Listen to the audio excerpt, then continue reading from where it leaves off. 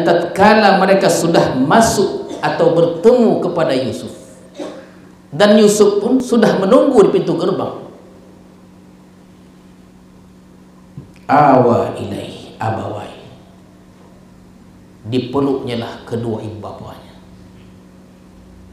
Yakub dan Lea, bukan Rachel. Rachel ibu kandung Yusuf sudah meninggal setelah melahirkan Bunyamin. Yang dipeluknya itu adalah ibu tirinya. Tidak ada rasa benci. Dipeluknya kedua orang tuanya, ibu bapanya, awa ilahi abawai, dipeluknya. Wa qala, selain dia berkata, udkhulu Misra, masuklah kamu semuanya, wahai ayahku, ibuku, saudara-saudaraku, ke Mesir ini, insyaallah aminin, dalam keadaan aman. Karena seakan-akan beliau berkata, aku ada kuasa, aku raja, masuklah, insyaallah aman. Begitu tentunya, begitu tampannya Nabi Yusuf, begitu mahalnya pakaiannya, begitu terpandangnya dia di Mesir, tapi tidak ada rasa sungkan dan malu segan menerima ayah dan saudara-saudaranya yang mungkin pada waktu berpakaian compang-camping.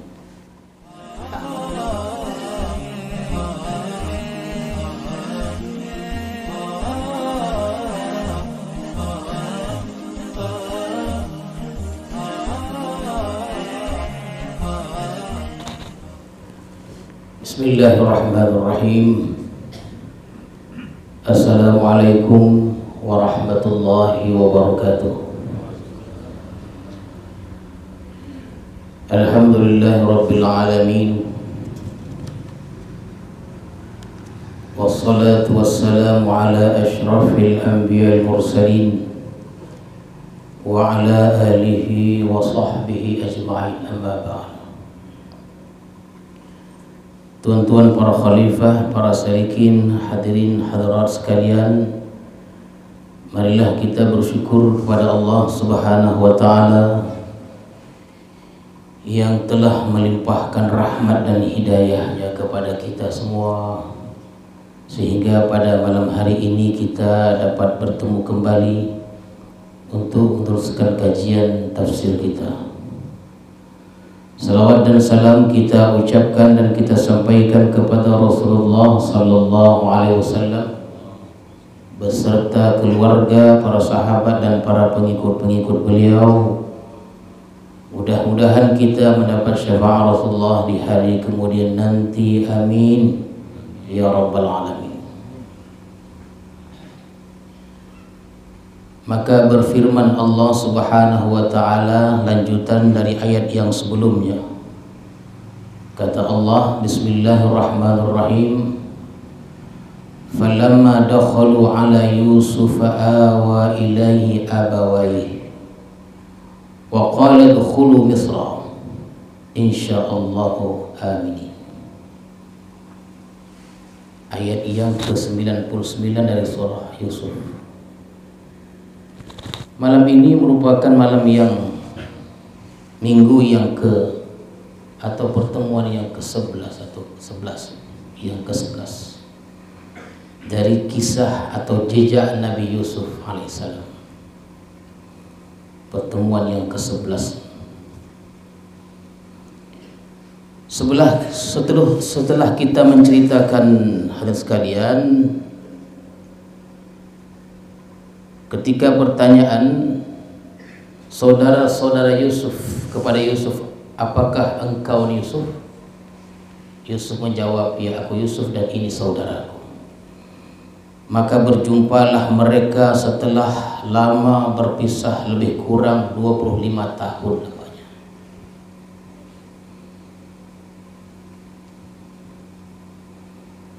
Dan Nabi Yusuf tidak pernah menampakkan kebencian kepada saudara-saudara yang telah dengki kepada beliau.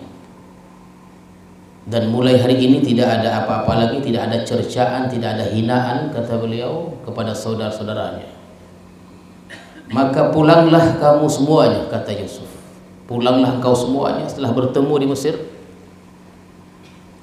Jadi hadirin hadirat sekalian, mereka sudah 12 orang ketika di Mesir itu. Pulanglah kamu semuanya dan bawalah bajuku ini.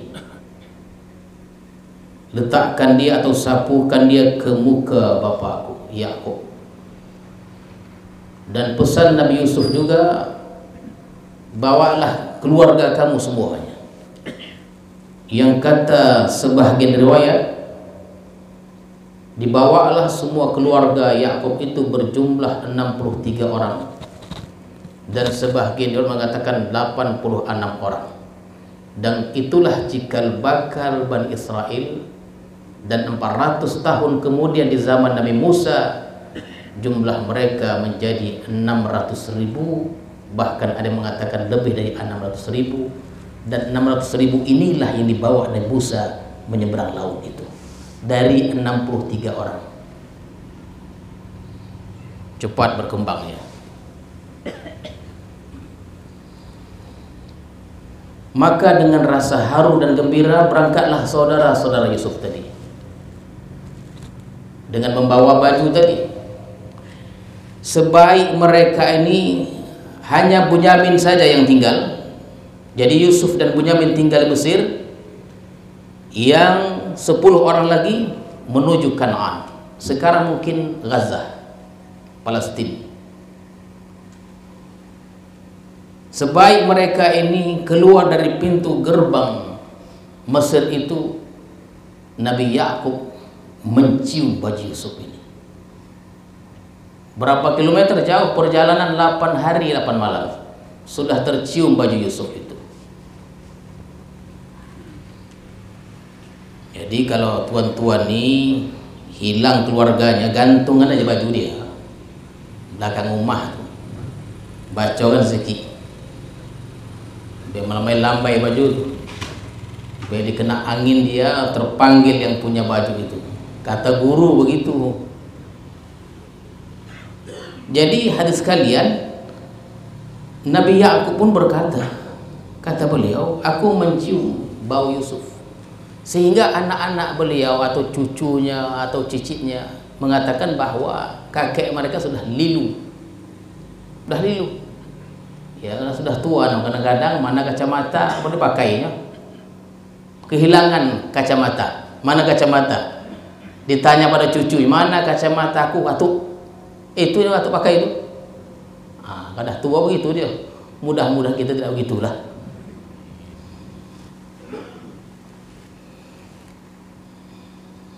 Jadi perkataan mereka, atuk kita lilu.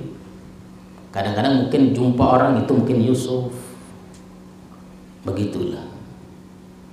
Tapi tuan-tuan serta hadirin sekalian, ketika datang rombongan tadi, membawa baju, membawa berita, dikatakan Anja al-Bashir, membawa berita, pembawa berita gembira itu mengatakan, heranlah mereka, rupanya Nabi Yusuf ini masih hidup.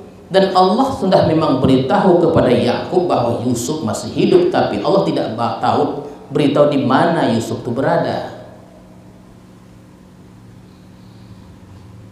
Maka diceritakanlah kepada ayahnya, rupanya Yakub bukan lilu. Memang betul, dibawa sebaik sampai mereka diletakkan baju itu ke muka Yakub, Yakub pun bisa memandang seperti sedia kala.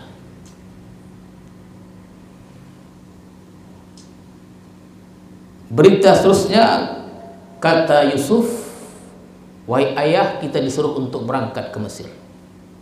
Kita bawa semuanya, yang anak, yang cucu, menantu, semua dibawa. Itulah yang saya katakan 63 orang jumlahnya. Maka bersiap-siaplah mereka. Itu waktu itu memang masih keadaan kemarau yang luar biasanya, dan mereka memang miskin.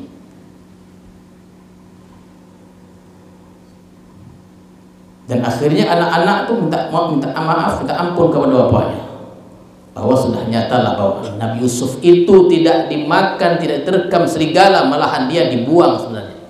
Minta maaf. Dan kata Nabi Yakub, sudah kudoakan dan insya Allah dosa kita sudah dimaafkan oleh Allah.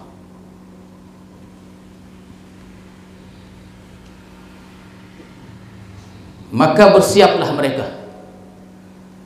Setelah segala sesuatunya siap, perjalanan yang cukup panjang 8 hari 8 malam, itu Kan'an ke Mesir itu dulunya itu 8 hari 8 malam naik unta berangkat mereka. Tentulah takut sebenarnya dalam perjalanan, dalam keadaan kemarau itu ada saja kejahatan, tapi Allah berikan pertolongan. Setelah segala sesuatunya siap, berangkatlah mereka menempuh perjalanan panjang itu. Maka ayat yang saya baca tadi, falamma dakhalu ala Yusuf, dan tatkala mereka sudah masuk atau bertemu kepada Yusuf, dan Yusuf pun sudah menunggu di pintu gerbang, awa ilaihi abawai, dipeluknya lah kedua ibu bapanya, Yakub dan Lea, bukan Rachel. Rachel ibu kandung Yusuf sudah meninggal setelah melahirkan Bunyamin. Yang dipeluknya itu adalah ibu tirinya. Tidak ada rasa benci. Dipeluknya kedua orang tuanya, ibu bapanya, awa ilahi abawai, dipeluknya. Wa qala, selain dia berkata, udkhulu Misra, masuklah kamu semuanya, wahai ayahku, ibuku, saudara-saudaraku, ke Mesir ini, insyaallah aminin, dalam keadaan aman. Karena seakan-akan beliau berkata, aku ada kuasa, aku raja, masuklah, insyaallah aman.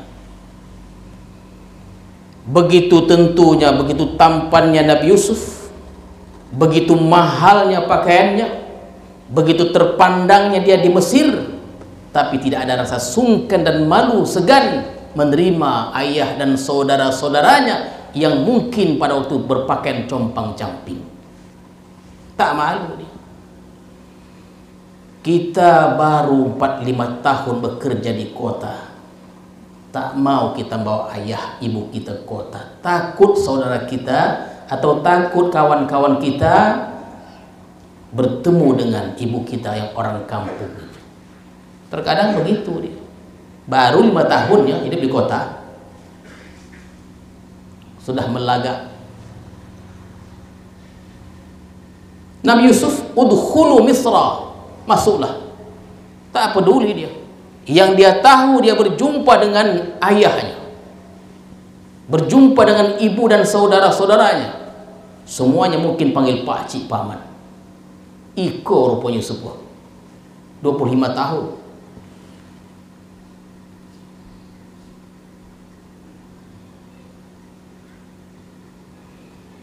Wa rafa'a abawaihi 'alal 'arsy, wa rafa'a abawaihi 'alal 'arsy, didudukkannya kedua ibu bapanya itu 'alal 'arsy, di atas singgasana.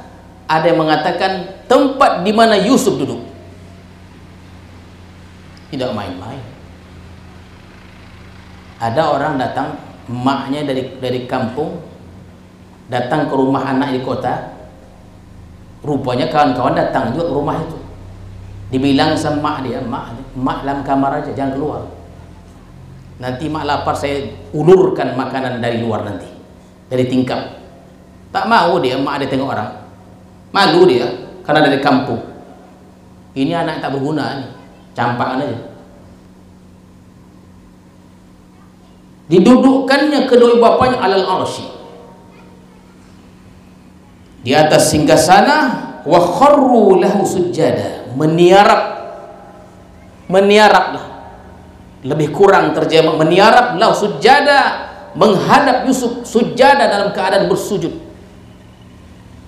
Rupanya Nabi Yakub tahu kedudukan anaknya, dan si anak tahu juga kedudukannya sebagai anak. Jadi mereka ini orang-orang mulia, tidak gila penghormatan.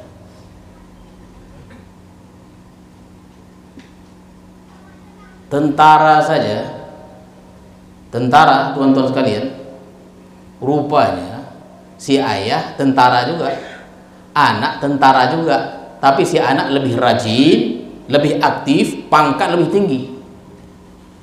Hormat ayah tadi. Hormat ayah tadi. Disuruh anaknya siap. Tak boleh melawan. Di rumah ya lah. Di rumah ya. Polisi kita juga. Karena aktifnya seorang anak dari ayah, pangkat si anak lebih tinggi, sehingga menyebabkan si ayah mesti hormat kepada anaknya. Tapi masing-masing tahu tentang posisinya. Orang yang terhormat itu adalah bukan kita yang dihormati, bukan. Jangan terbalik dia. Orang yang terhormat itu adalah orang yang menghormati orang. Tahu dia menghormati orang, itulah orang yang terhormat. Jadi kalau janganlah kita cari-cari penghormatan itu, kita cari-cari kemuliaan supaya orang memuliakan kita. Tak elok itu. Orang yang mulia adalah orang yang memuliakan orang lain.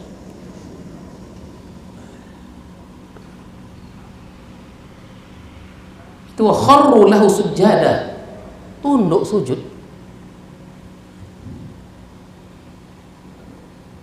Tapi Yusuf tahu posisinya.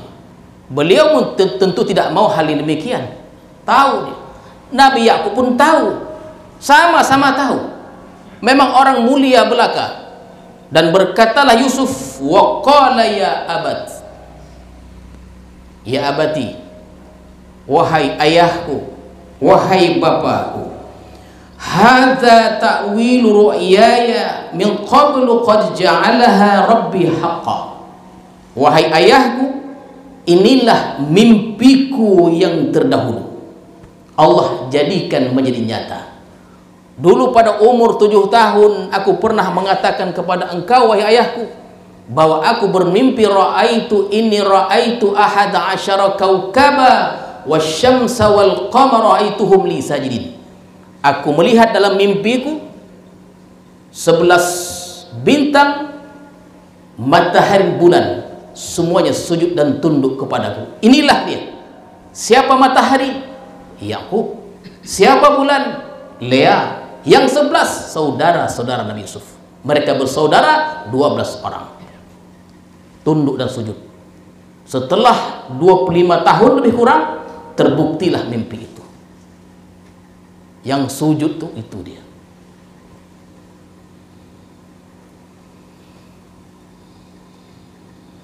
Kita tidak dianugerahkan ilmu mimpi itu. Tapi kalau tuan-tuan ingin mencoba tentang takbir mimpi, belilah buku namanya Ta'thirul Anam fi Ta'bil Manam. Sambil-sambil tidur baca itu.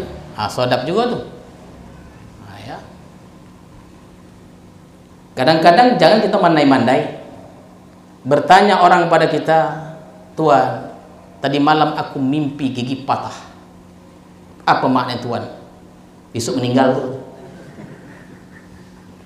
Dari mana tahu dia besok meninggal gara-gara gigi patah tuh?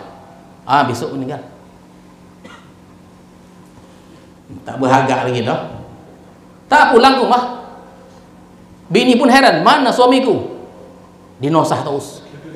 Kenapa? Besok meninggal. Bukan begitu, ya. Pandai-pandailah menjawab. Kalau tak tahu, bilang saya tak tahu. Ya. Para sahabat pun banyak tak tahu dari tahunya ketika mereka ditanya. Inilah mimpi menjadi kenyataan. 25 tahun lamanya. Qad ja'alaha rabbi haqqan. Kata beliau, wa qad ahsana bi il akhrajani minas sijni. Dan sesungguhnya Tuhanku telah berbuat baik kepadaku, il akhrajani minas sijni, seketika Tuhan Allah mengeluarkan aku dari penjara. Tengok kata-katanya begitu hebatnya. Ini adab yang tinggi. Kenapa? Karena Nabi Yusuf tidak menceritakan, wahai ayahku, bahwa Allah telah berbuat baik kepadaku, mengeluarkan aku dari sumur. Tidak ada ayat demikian. Nabi Yusuf hanya menyatakan minas sijni. Dari mana? Dari penjara. Kenapa? Karena beliau tidak mau merusak suasana yang sudah gembira itu. Bertangisan, berpelukan, gembira dan lain-lainnya. Allah telah menyelamatkan aku dari sumur. Kan teringat, tak sedap tuh. Tak sedap suasana tuh. Dan saudara-saudara yang 10 orang itu mungkinlah tak enak lagi. Aduh, sindinya gitu. Banyak orang kuat menyindir, paling goma menyindir uang. Tak elok itu. Asal bercakap menyindir juga-juga. Allah telah berbuat baik kepadaku dengan mengeluarkan aku dari penjara. Tidak disebutkannya sumur itu.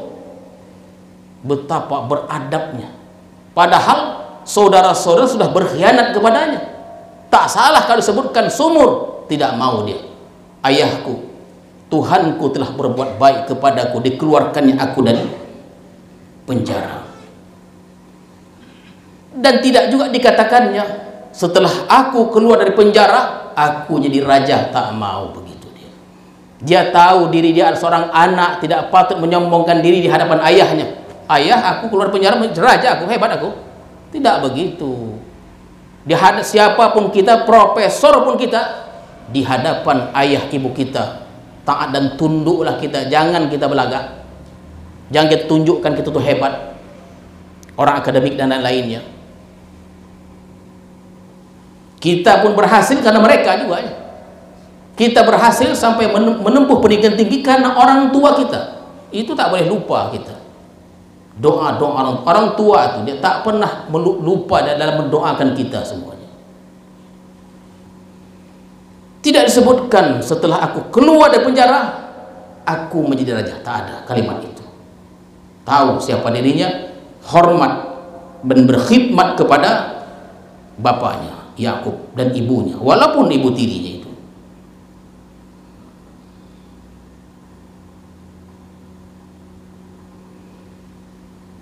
Waja'a bikum minal badwi, dan didatangkannya kamu, kata Yusuf, Tuhan mendatangkan kamu semuanya minal badwi, dari dusun. Ecek-ecek gitu lah datang ke Jakarta. Wah, hilang preman gitu. Iya.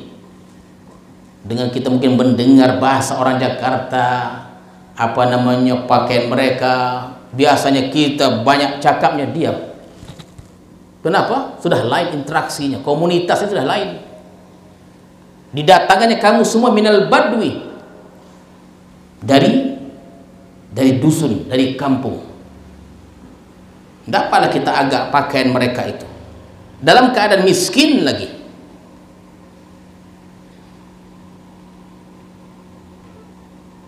Ya, kadang-kadang pun banyak duit kita tinggal di kampung, warna pun tak sesuai juga. Ateh bah kuning semuanya. Kuning, merah. Oh, berkilat. Kombinasinya tak tepat dia. Oh, nampak itu dia. Dan orang bisa mengukur dari bandar atau dari kampung, dari minal badwi. Kata yang sangat indah, tuan-tuan sekalian, mim ba'di an nazagha syaitanu baini wa baina ikhwati.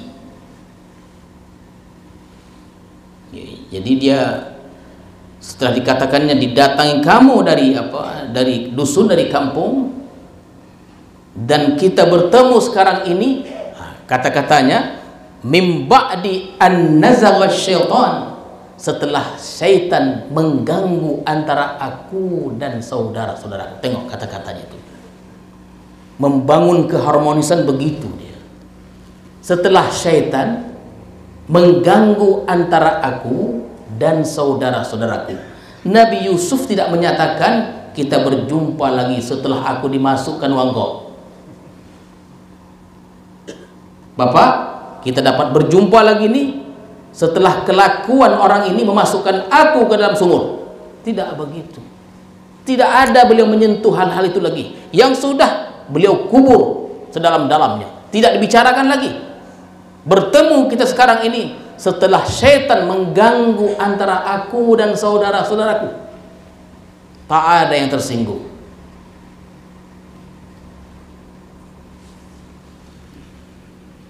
Inna rabbi latifun lima yasha, sesungguhnya Tuhanku latif, lemah lembut apa yang dia kehendaki.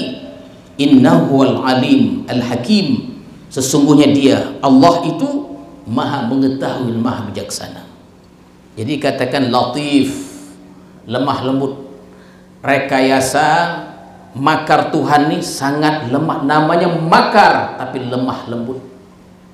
Kita sampaikan, sudah saya sampaikan, coba saya ulang lagi. Kalaulah tidak karena dengki, tidaklah Yusuf dimasukkan ke dalam sumur.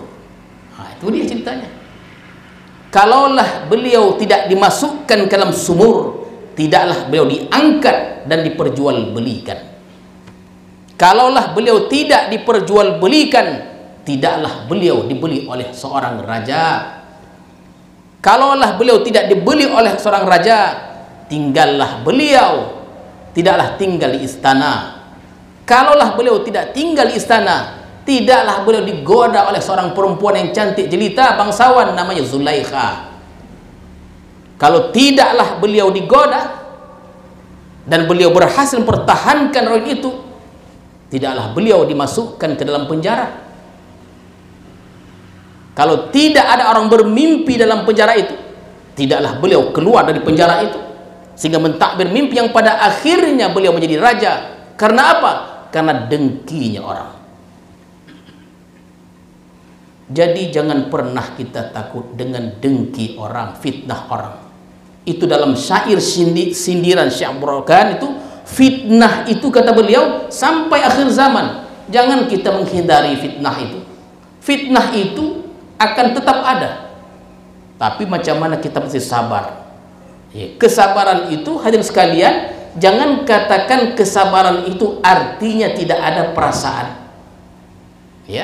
Kesabaran itu jangan katakan tidak ada artinya, arti tidak ada perasaan.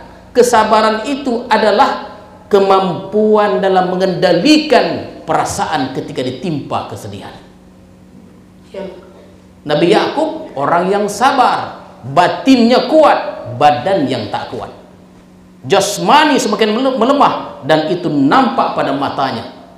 Beliau sabar, teguh dan tahan, tapi jasmani tak tahan sehingga kaburlah mata beliau. Sabar tuh begitu dia. Podih yang sabar nak. Ada tak podih? Menahan perasaan. Pandai-pandailah kita menahan perasaan. Tuhan, macam mana kalau kita mati setelah menahan perasaan? Itu tak tahulah saya itu ya.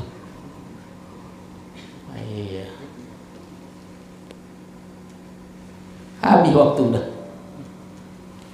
Terasur pun ni. Kita sama 2 menit 3 menit lagi.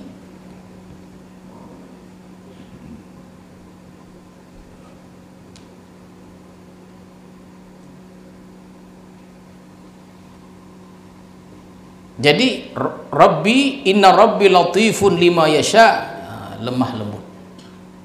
Jadi kedengkian orang itulah menghantarkan beliau masuk penjara dan menghantarkan masuk menjadi raja, berkuasa di Mesir. Dan waktu itu tuan-tuan sekalian, itu masih gelaran Malik, raja. Tapi 400 tahun setelah itu berganti gelarnya Firaun. Itulah dia lebih kurang jejak Nabi Yusuf bagian ke-11 ini kita tidak dapat meneruskan. InsyaAllah pada pertemuan akan datang kita teruskan sedikit lagi, baru kita tutup surah Yusuf ini. Nampaknya dah terakhir nih, tak sempat lagi. Mudah-mudahan kajian kita pada malam hari ini ada manfaatnya dan diberkahi oleh Allah Subhanahu wa ta'ala. Amin ya rabbal alamin.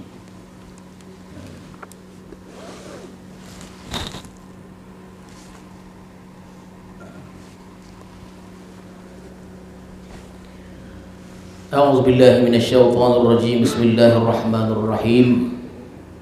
اللهم زدنا علما وارزقنا فهما والحقنا بالصالحين. اللهم اجعل جمعنا هذا جمعا مرحوما وتفرقنا بعد تفرق معصوما. وصلى الله على سيدنا محمد وعلى آله وصحبه أجمعين والحمد لله رب العالمين. السلام عليكم ورحمة الله وبركاته.